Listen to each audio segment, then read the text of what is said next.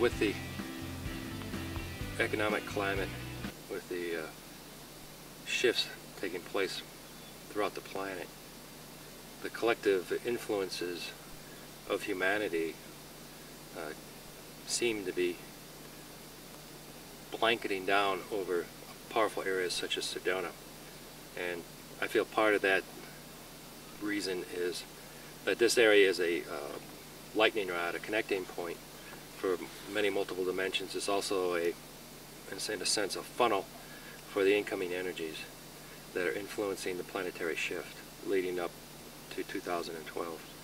And those that are here and those that are visiting are feeling a higher amplitude, a stronger, if you want to call it a force field, as opposed to the years past.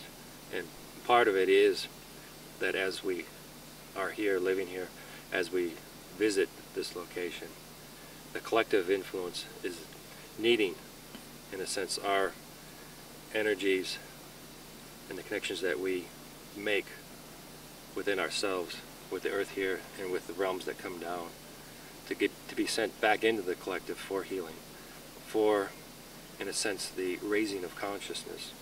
And this is being shown more and more as a legitimate theory through the laws of and understandings of physics. And people such as David Hawkins have come up with a system that actually shows how the raising of a person's consciousness can affect thousands or even millions of people, so that theirs unconsciously gets raised without any volitional act upon themselves. It's related to morphinogenic fields and the 100th monkey theory. So coming back to Sedona, this is a place where that type of an activity is becoming more and more prominent, not just amongst the people that live here, but those that are visiting.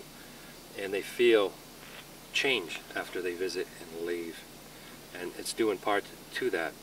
And it's also, in a sense, placing Sedona on a almost like a platform, because this is one of the particular spots on the planet where these changes get initially injected into the consciousness.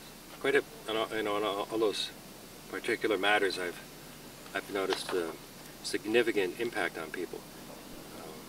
Start out with emotionally, many of us are under a lot of stress and anxiety, and that's just about uncertainty. That's also just how the stress that we are containing is affecting those around us, and vice versa, so that in a large city environment you could almost, like a layer of cake, feel this buildup of anxiety amongst everybody, and it tends to feed off of one another.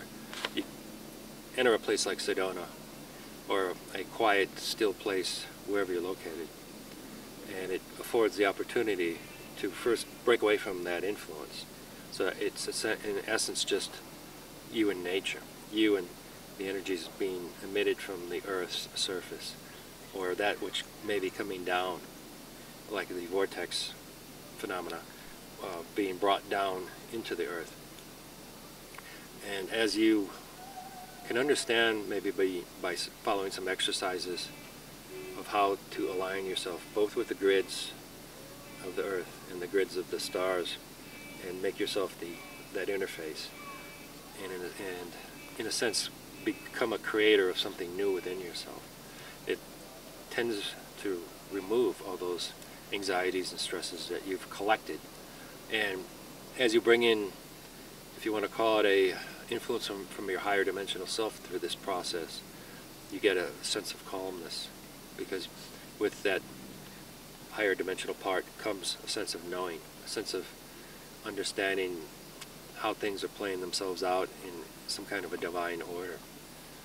So you begin this process of decompressing, which then opens up a gateway, a pathway, a doorway for these energies to be utilized for other purposes, such as realigning your body for healing, removing the blockages and discomforts that would be chronic, that people have struggled with for many months or years, as well as clearing a pathway for the understanding of how abundance and prosperity can come to you in life without the textbook ways of approaching it, because we're at a place in our history, I think, where everything has to be improvised for who knows how many more years, how many years into the future.